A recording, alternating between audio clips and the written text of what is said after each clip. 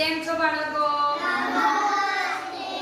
આજે આપણે એક વાર્તા છે અભિમાની ઝાડ. એ વાર્તાને પપેટ શો દ્વારા જોવાની છે. કેરીનું ઝાડ હતું અને એક સુંદર મજાનું બદામનું ઝાડ હતું.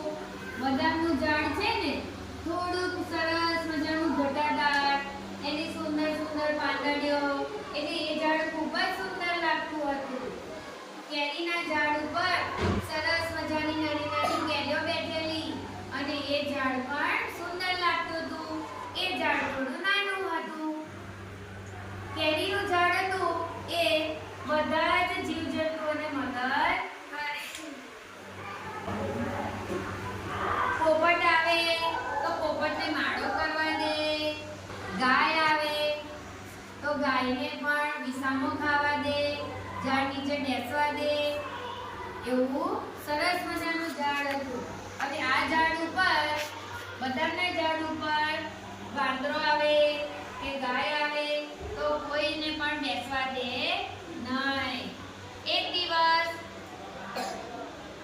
એક મધમાખી આવી.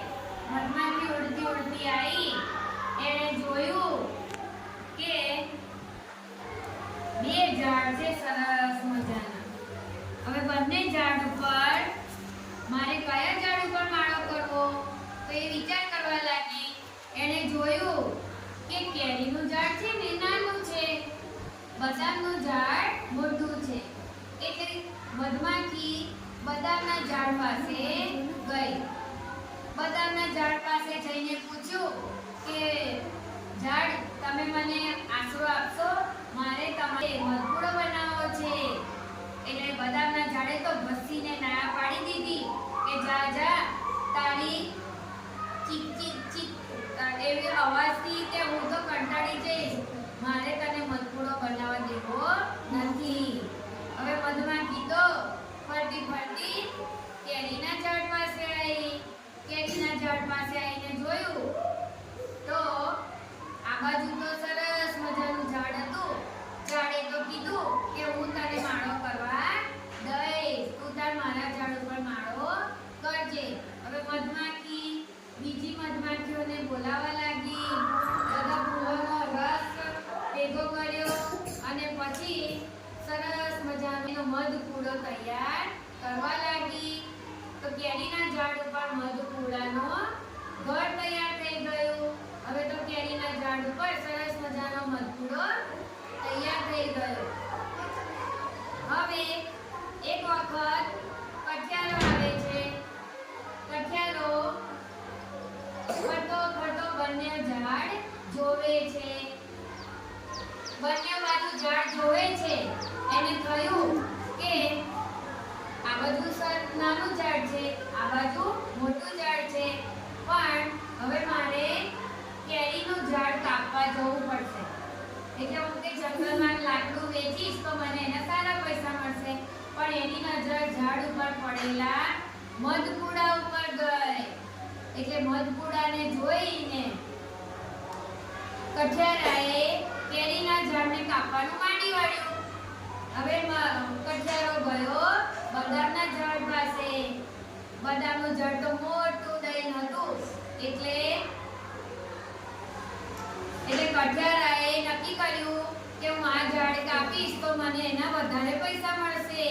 એટલે કઠિયારો તો બદામનું ઝાડ કાપવા લાગી ગયો. એટલે ઘા વાગ્યા. એટલે બદામનું ઝાડ બોલી ઉઠ્યું, ઓ બાપા રે, મારી ઉપર મારી નાખ્યો, મને કોણ મારે છે? અરે ભાઈ, મેં તારું શું બગાડ્યું છે? તું મને કેમ મારે છે? એટલે કઠિયારો કહે છે કે તને કાપીને એને વેચી નાખીશ તો મને એના સારા બધા રૂપિયા મળશે. એટલે હું તને કાપી નાખવાનો છું. તો ઝાડ કહે છે કે ના ના, તું મને કાપીશ નહીં.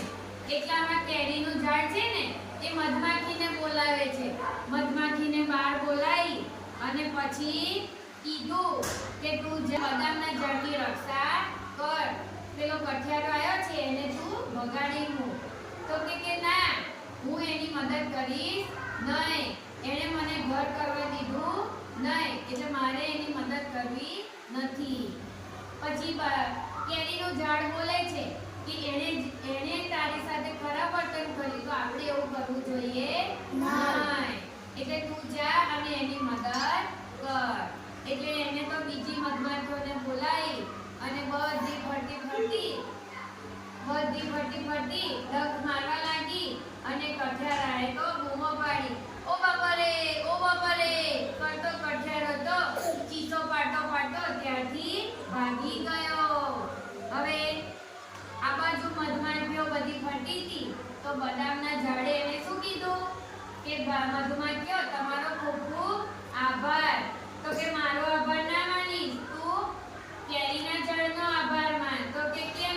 તો કે એના કહેવાથી અમે તારી મદદ કરવા આયા છીએ.